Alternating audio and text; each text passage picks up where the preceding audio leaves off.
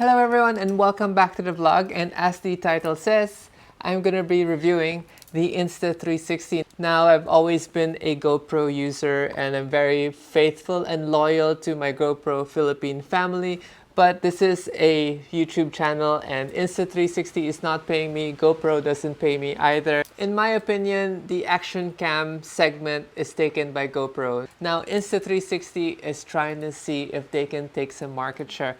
Now, the Insta360 kit is very interesting because you actually get 2 or 3 cameras in one kit. Let's go straight into the unboxing and showing you guys what they've sent me, and such a cool thing. What I was saying with the Insta360 kit, it's actually very interesting because their little camera here, which comes with a 1-inch sensor, it's actually able to transform into a 360 cam just by putting this guy on. It's pretty cool because the camera has multi-purposes, unlike the GoPro where I have to buy the GoPro Hero Black 9 and I have to buy the GoPro Max. The Insta360 is an all-in-one kit, and you can actually mix and match and move the LCD screen forward, backward, extra battery, case, and all these other things. It's very modular. Obviously, I'm going to be putting the camera through its paces. That's why they sent it to me, and they saw my GoPro Hero Black 9 review using the UTV and the dirt bike and all the other things and activities that I was doing with the camera, which means I'm going to have to do the same to this cam. So we're gonna go through this as quickly as possible. I don't want to bore you guys with the unboxing, but I like doing these unboxings. They're so therapeutic. Okay, here it goes. What's in the box? Discard the box. Here is the nice, huge 1-inch sensor along with, I'm guessing this is a cover. It's actually a little chunkier than the GoPro 9, having this weird ridge here, along with this massive lens. But again, maybe the picture quality is better.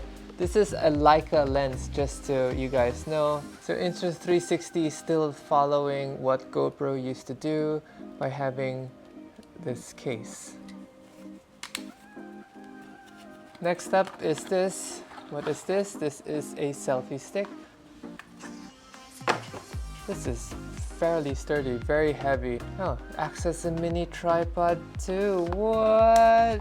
Next up is the dual lens mod to convert the camera into a 360 cam. It comes with a lens cover cap, which is going to protect it from scratching the lens. So that's where it plugs in, and it gets very modular from here. So this is the charging block. This is an extra battery.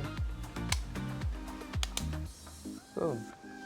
Very cool that they decided to send me a mic adapter too. Comes super useful when you're vlogging with these action cameras. One of the key advantages to vlogging with action cameras is you get ultra stabilized shots. And I just dropped it. Unlike GoPro, which has a weird system with the audio, especially if you're doing external audio, this is very simple, USB-C and headphone jack. Why can't GoPro do this? Alright guys, almost done. This is the carry case that they sent. Insta360 One R has to learn from GoPro that you can actually just sell the camera in these cases and omit all the packaging. Now on the right, on the floor, I have so much packaging that has just been discarded. This is nice because it has the form molded fittings. Last on the list is the extended edition selfie stick.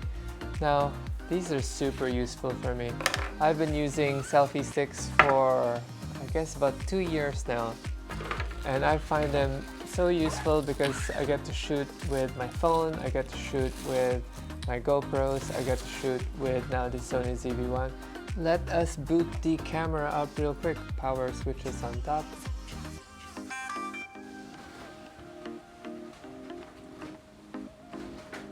We are connecting. And I've updated the firmware. Or it's updating the firmware.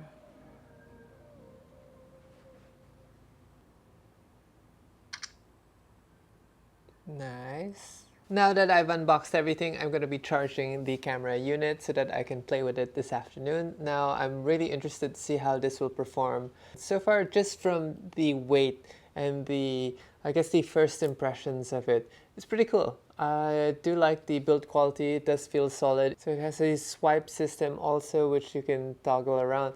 Now the actual monitor is actually very tiny. Now I'm not going to bore you guys with my learning curve for this camera, so we're going to cut this video right here and resume once I take a few test shots with this camera and show you guys what this thing can really do.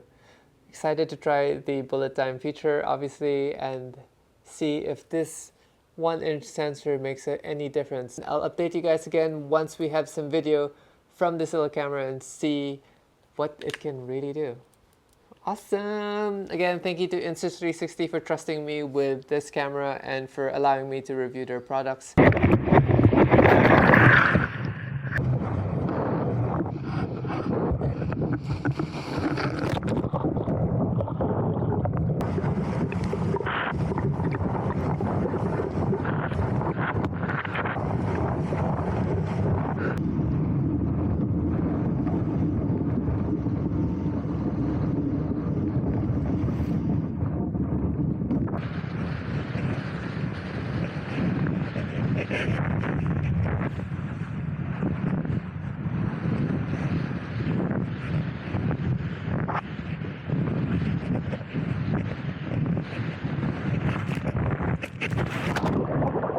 I wanted to share my final thoughts on using the Insta360 camera for about a month and a half, mostly kiteboarding stuff though, and really give you an in-depth, like, what are my experiences with editing the footage, and would I still pick this over the GoPro, and also what are the final thoughts, likes and dislikes about it. But before that, I wanted to share with you guys that Insta360 is running a promotion from March 29 up to April 8.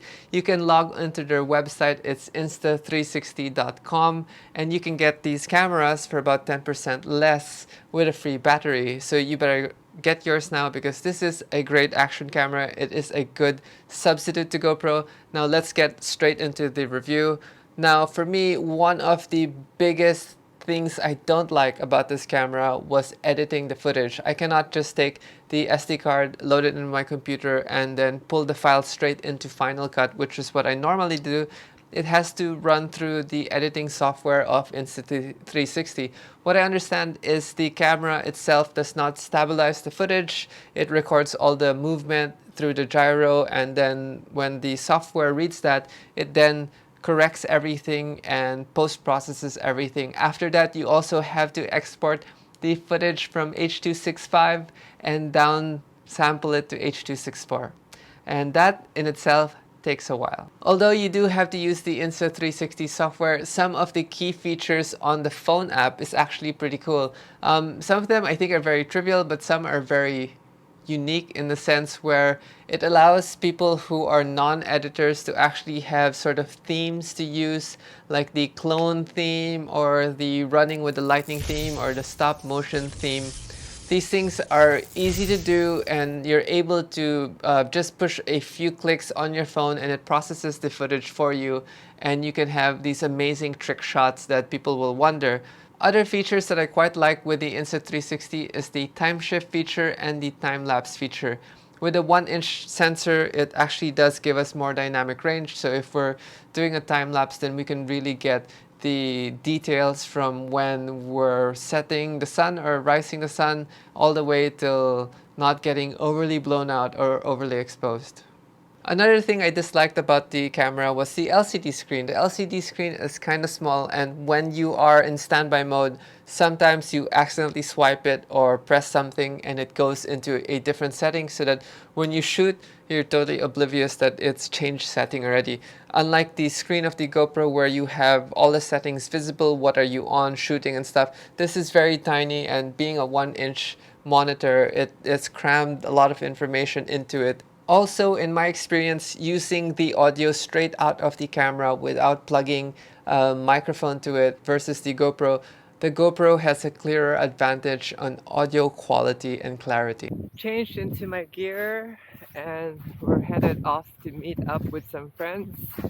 There's a new student kiteboarding today, and as I was saying, I've been kiteboarding for 2 days now, and I've got some interesting shots, but I didn't want to make it another vlog because you already see me kiteboarding in the other vlog that I posted. So the final question that everyone is wondering, would I trade the Insta360 One R for my GoPro Hero 9? And sadly, not yet. I think GoPro is still the king of the ring. This year, they'll be launching a new camera, and I'm excited to see that. But for now, the Insta360 One R is a close second. The 1-inch sensor does have its own advantages. Although for what I do, I think having two action cameras makes more sense in terms of having a separate action camera with a separate 360 camera. In case something does happen and I damage this or I lose this altogether, I do have a backup camera to shoot with.